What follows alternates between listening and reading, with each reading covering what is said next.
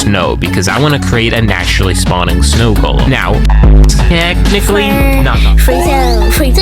However, if an Enderman were to pick up a carved pumpkin and place it onto snow blocks, theoretically it could be naturally spawned because carved pumpkins can be found naturally at villager outposts. So I'm basically just speeding up the process. Well, at least I thought I was. This is taking a while. So let's put a bot here to AFK while I capture some more mobs. And for the next mob, I need a pillager, and I know exactly where to find one. These guys have been here for ages, and it's about time I took care of them. Dude, why'd you have to fall into the cave? I'm not going to build you a staircase. I built him a staircase out, and then killed him for uncompliance, and found another one. I brought him this boat here. Sir, your ride awaits you. And once I get in with him, he can shoot me, but it doesn't actually hit me. Why? I don't know. I'm literally sitting 2 pixels in front of him. Either way, I sat there watching YouTube for 15 minutes while he kept shooting. Oh, I think he finished. He shot his crossbow so many times that it broke, and now I can trap a peaceful pillager. Oh, that's a bit high. With each box getting higher and higher, it's making it hard to get the mobs in, so I'm thinking some dirt and rails will do just the trick. If I spiral them up with a platform at every box, all we should have to do is put a mob in a minecart and... Are you serious?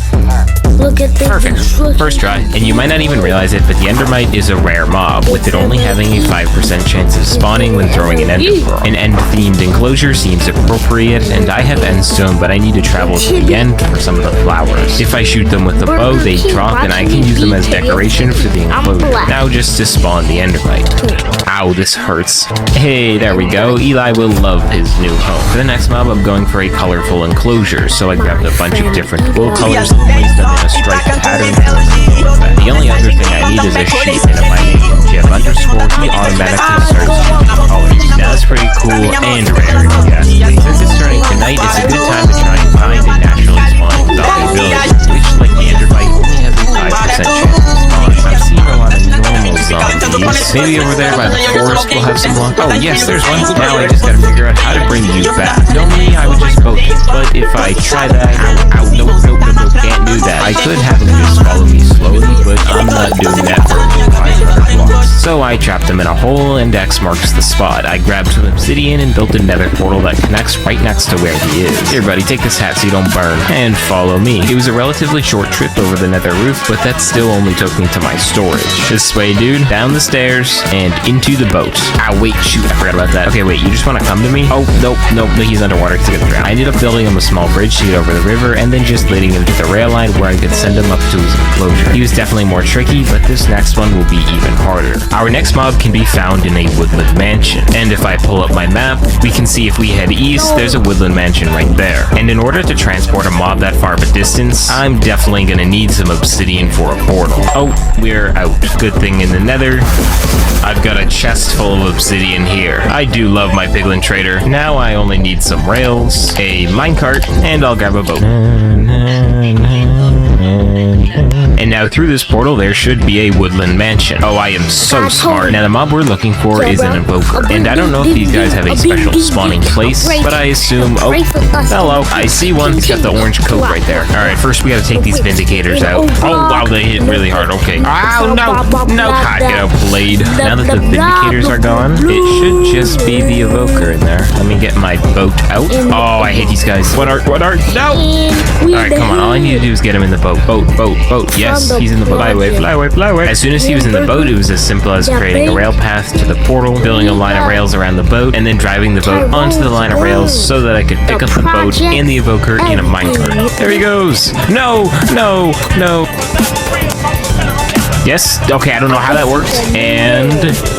Perfect. Now, before I bring him back to the enclosure, I'm going to be smarter about it this time and build a portal that links directly to his enclosure. But before bringing him, I do want to decorate this. If I head back to the woodland mansion, I can steal some of these blocks to replicate the theme of the woodland mansion. I'm going to start off with a birch floor and add a carpet on the right-hand side, with a little table and some flowers. I'll add the Vex's head, and now I just got to get the evoker in the minecart, bring him all the way back, and just like that, we've trapped another rare mob. But before moving on, I just wanted to say that I have have a goal this year of hitting 250,000 subscribers, and you can help with that. So if you're enjoying this video and would consider subscribing, that would be awesome. Genuinely, thank you. But right now, let's get back to the mobs. The next mob is an enderman holding mycelium, and mycelium can only be found in mushroom biomes, and since mob spawning is disabled there, you'll never actually find an enderman holding mycelium. Unless, of course, you grab a boat, kidnap an enderman, surround it with mycelium, and then wait. Oh, there you go. And after building the second end enclosure of the video, we've got ourselves a rare enderman. And after trapping the enderman, I was flying to get started on the next mob when this happened.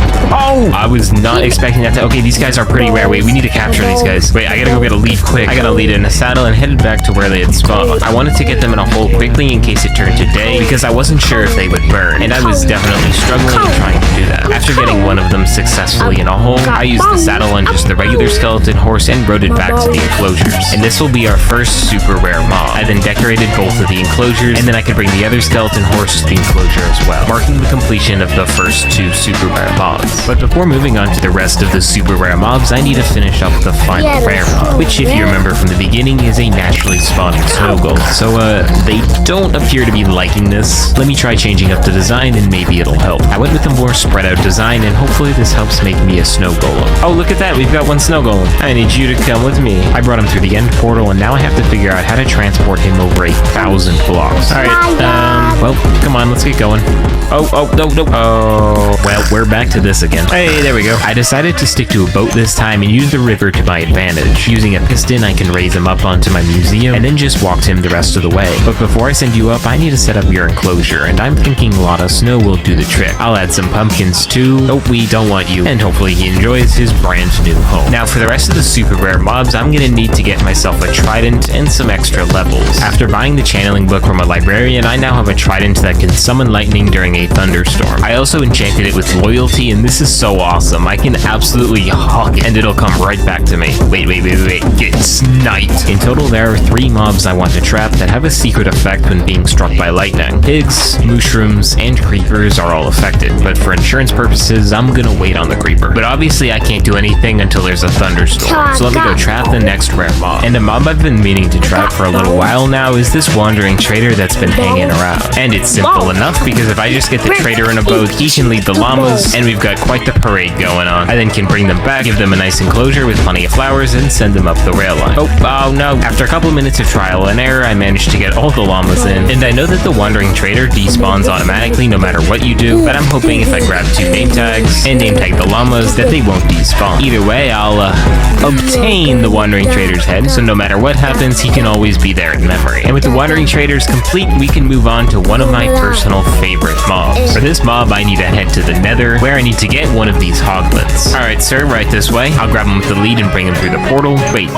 where'd he go? Don't go there.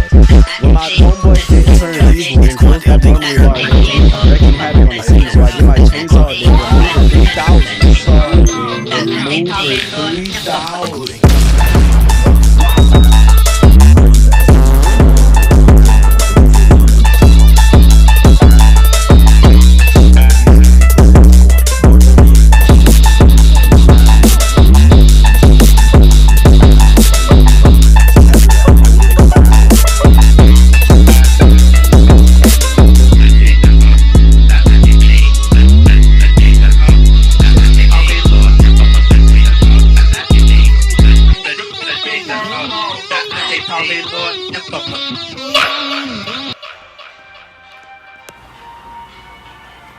And elevators and the block, the bean, the pig,